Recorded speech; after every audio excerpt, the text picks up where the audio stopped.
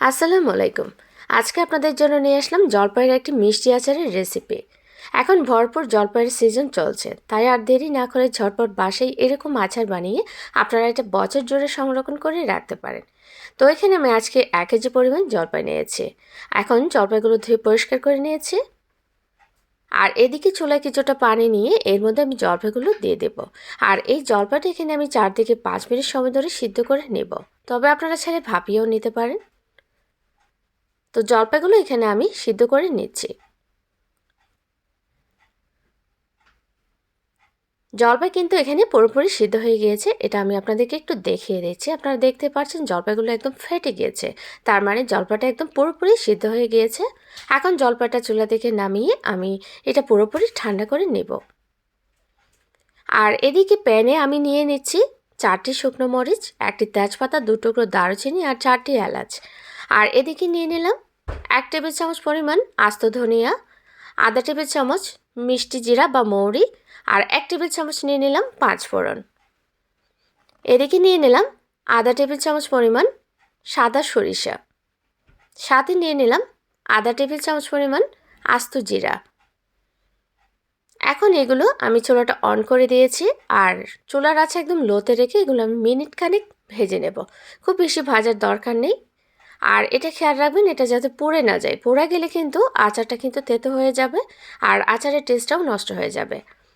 তো just minute খানেক এটা আমি ভেজে নিয়ে এটা আমি ব্লেন্ডারে ঠান্ডা হওয়ার পর গুঁড়ো করে নিয়েছি। আপনারা চাইলে আদা ভাঙাও করে নিতে পারেন। তো এখন এটা আমি একটা সাইডে রেখে দেব। আর এদিকে জলপাইগুলো আমি পানি ঝরিয়ে নিয়েছি আর এটা পুরোপুরি ঠান্ডা হয়ে গিয়েছে। এখন এগুলো এইভাবে আমি হাতের সাহায্যে ম্যাশ করে নেব। পুরোপুরি ম্যাশ করে নিতে হবে, কোনো প্রকার দানাভাব থাকা যাবে না।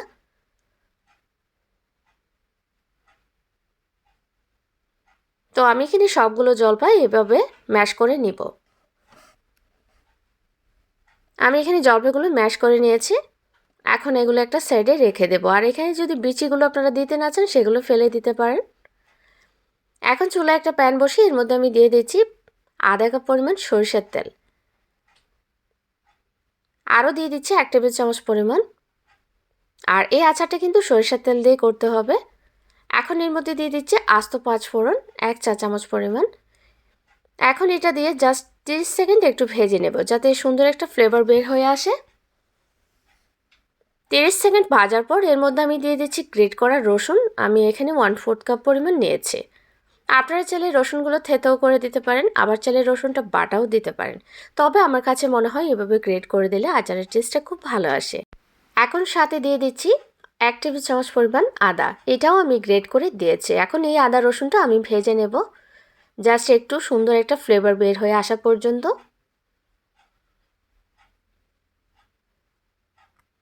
তো আদা রসুনটা আমার এখানে ভাজা হয়ে গিয়েছে। এই পর্যায়ে আমি এখানে অ্যাড করে দেব আমি যে ম্যাশ করে জলপাইটা রেখেছিলাম সেটা এর মধ্যে দিয়ে দিচ্ছি। আপনারা চাইলে এখানে বিচিটা ফেলে দিতে পারেন, তবে আমার কাছে বিচিগুলো বেশ ভালো লাগে, এই জন্য আমি বিচিটা এখানে রেখে দিয়েছি। এখন সবগুলো জলপাই আমি এখানে দিয়ে দিচ্ছি। আর দিয়ে রসুনের সাথে অর্থাৎ আদা রসুনের সাথে আমি সব কিছু একটু মিশিয়ে নেব। আর এ পর্যায়ে চুলার আঁচ কিন্তু মিডিয়াম টু লো এর মাঝামাঝিতে রাখতে হবে।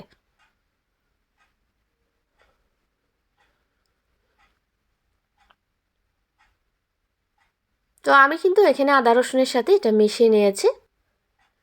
এখন এর মধ্যে আমি দিয়ে দেব স্বাদ মতো লবণ। লবণটা আপনাদের টেস্ট অনুযায়ী অ্যাড করে দেবেন। আর দিয়ে দিচ্ছি 1 চামচ পরিমাণ হলুদের গুঁড়া। এখন লবণ আর হলুদটা দিয়ে এটা আমি আবারও মিশিয়ে নিচ্ছি।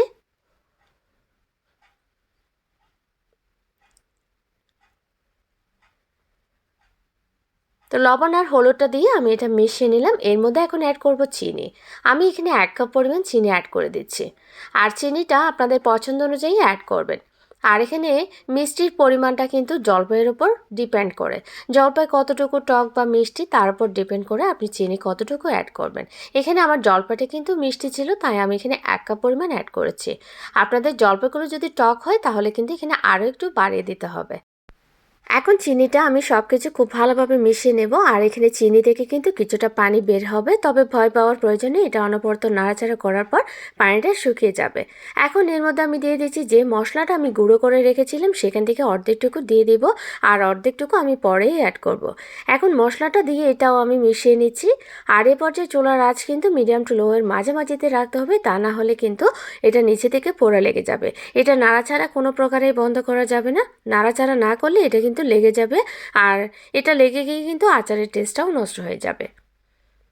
তো আমি এটা এইভাবে অনবরত জাল করে নেব।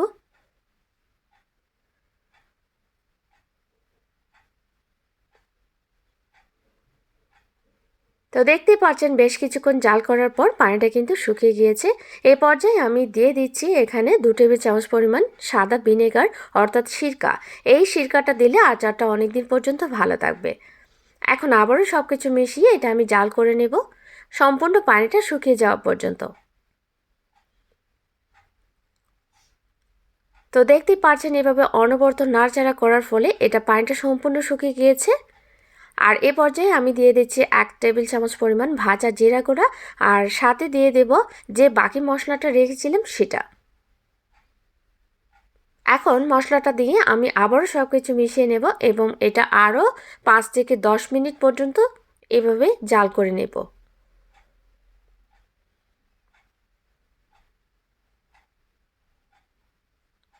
তো এই তো আমার এটা কিন্তু আচারটা হয়ে গিয়েছে। আপনারা দেখতে পাচ্ছেন এটা একদম প্যানের গা ছেড়ে দিচ্ছে, আর কালারটাও কিন্তু অনেক বেশি দারুণ এসেছে। তো এই পর্যায়ে এটা আমি চুলা থেকে নামিয়ে ঠান্ডা করে নেব। তো আচারগুলো চুলা থেকে নামানোর পর আমি এরকম ছড়ানো একটা ট্রের মধ্যে নিয়েছি আর কিছুটা ঠান্ডা করে নিয়েছি। এখন 2 হাতের তালুতে সরিষার তেল মাখিয়ে নিলাম, আর এখান থেকে আচার নিয়ে আমি এখন লম্বা শেপ করে একটা ডিজাইন করে নেব। আর এখানে কিছুটা লম্বা শেপ করে নিয়েছি আমি, আর কিছুটা গোল শেপ করে নিয়েছি। আপনারা আপনাদের পছন্দ অনুযায়ী করে নিতে পারেন। তো আমার এখানে একটা বানানো হয়ে গিয়েছে। আপনারা দেখতে পাচ্ছেন এটা উপর থেকে কতটা মসৃণ হয়েছে আর কতটা লোভনীয় লাগছে। আর এটাকে কিন্তু জলপাইয়ের কালো জামও বলা হয়। ভীষণ মজার হয় এই আচার। এখন আমি সবগুলো এভাবে বানিয়ে নিব, আর এগুলো এভাবে ছড়ানো ট্রেতে রাখার পর ঠান্ডা হওয়ার পর আপনারা যে কোনো এয়ারটাইট বক্সে ভরে রেখে দিতে পারেন বছর জুড়ে। অনেক দিন পর্যন্ত এই আচারগুলো ভালো থাকবে। তো আশা করি আপনার কাছে ভিডিওটি ভালো লেগেছে। ভালো লাগলে অবশ্যই লাইক দিবেন এবং ফ্রেন্ডস অ্যান্ড ফ্যামিলির সাথে শেয়ার করবেন। আর এরকম সহজ আমার নিত্যদিনের রেসিপিগুলো পাওয়ার জন্য অবশ্যই চ্যানেলটি সাবস্ক্রাইব করবেন এবং পেজে লাইক দিয়ে ফলো করবেন। সবাই ভালো থাকবেন, আমার জন্য দোয়া করবেন। আল্লাহ হাফেজ।